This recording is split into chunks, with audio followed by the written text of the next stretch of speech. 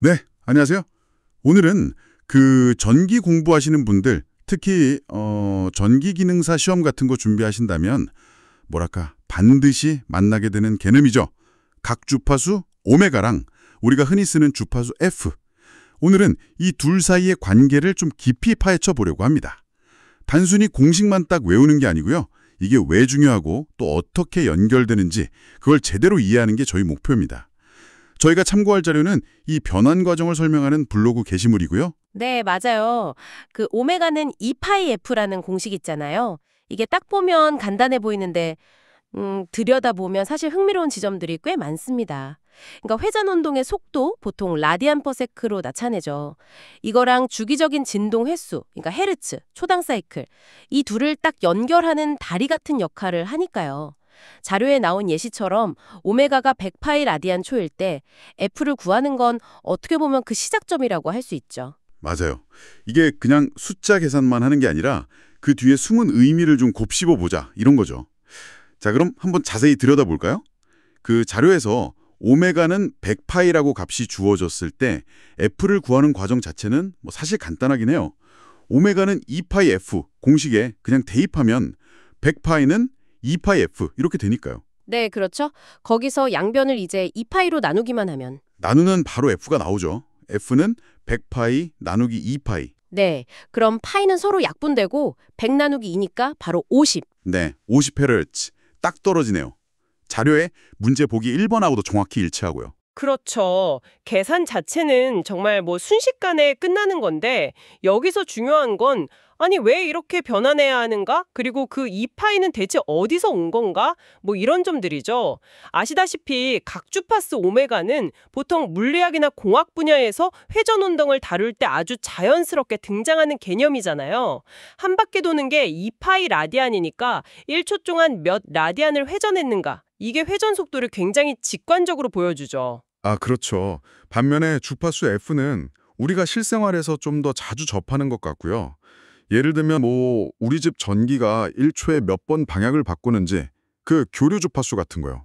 아니면 소리가 1초에 몇 번 진동하는지 이런 거 나타낼 때 헤르츠 단위를 쓰니까 즉 이건 초당 완전한 사이클 그러니까 주기가 몇 번 반복되느냐 여기에 좀 더 초점을 맞춘 개념이라고 볼 수 있겠네요. 바로 그 지점입니다. 그러니까 오메가는 2파이 F라는 공식은요. 사실 1초 동안 회전한 총 각도 오메가를 한 바퀴 도는 데 필요한 각도 2파이로 나누면 그게 바로 1초 동안 몇 바퀴 돌았는지 F가 된다는 어떻게 보면 당연한 관계를 수식으로 깔끔하게 표현한 거예요. 여기서 진짜 흥미로운 점은 뭐랄까 이 간단해 보이는 수식 하나가 기계적인 회전, 예를 들어 모터가 얼마나 빨리 도는지랑 전기적인 현상, 발전기에서 나오는 교류 전개 주파수 F를 직접적으로 딱 이어준다는 거죠. 오, 그렇네요. 단순히 그냥 공식만 외워서 푸는 게 아니라 이 이파이라는 게 한 바퀴 회전 이꼴 한 사이클 이걸 연결해주는 고리 역할을 하는 거군요. 그러니까 발전기가 특정 속도, 오메가로 돌 때 우리가 실제로 사용하는 전기의 주파수 F, 특성이 어떻게 결정되는지를 바로 알려주는 거네요. 아, 이제 좀 알 것 같아요. 왜 전기기능사 시험 같은 데서 자꾸 이 변환 문제를 내는지. 이게 정말 기본 중에 기본이면서도 또 엄청 중요한 연결점이라서 그런 거군요. 맞습니다. 이게 교류회로 해석의 정말 기초가 되거든요. 전압이나 전류 같은 게 시간에 따라서 사인파 형태로 이렇게 변하잖아요. 이 변화가 얼마나 빠른지를 오메가로 표현할 수도 있고 또 F로 표현할 수도 있는 거죠. 상황에 따라서 이 두 표현 사이를 자유롭게 왔다 갔다 할 수 있어야 나중에 더 복잡한 회로나 시스템을 이해하는데 훨씬 수월해집니다. 이걸 좀 더 큰 그림으로 연결해 보면 이게 비단 전기 분야뿐만이 아니에요. 진동이나 파동을 다루는 다른 여러 공학 분야에서도 시간에 따른 변화를 분석할 때 쓰이는 아주 보편적인 도구가 되는 거죠. 네, 정리를 좀 해보면 오메가 이꼴 2파이 F는 각속도와 주파수를 이어주는 다리 같은 역할을 하고 그 중심에는 한 바퀴, 즉 2파이 라디안이 곧 한 사이클, 1헤르츠에 해당한다는 핵심 개념이 있다는 거군요. 그리고 예시로 들었던 오메가 이꼴 100파이 라디안 S, 계산을 통해 F 이꼴 50헤르츠라는 구체적인 결과도 얻어봤고요. 그래서 이게 다 뭘 의미하는 걸까요?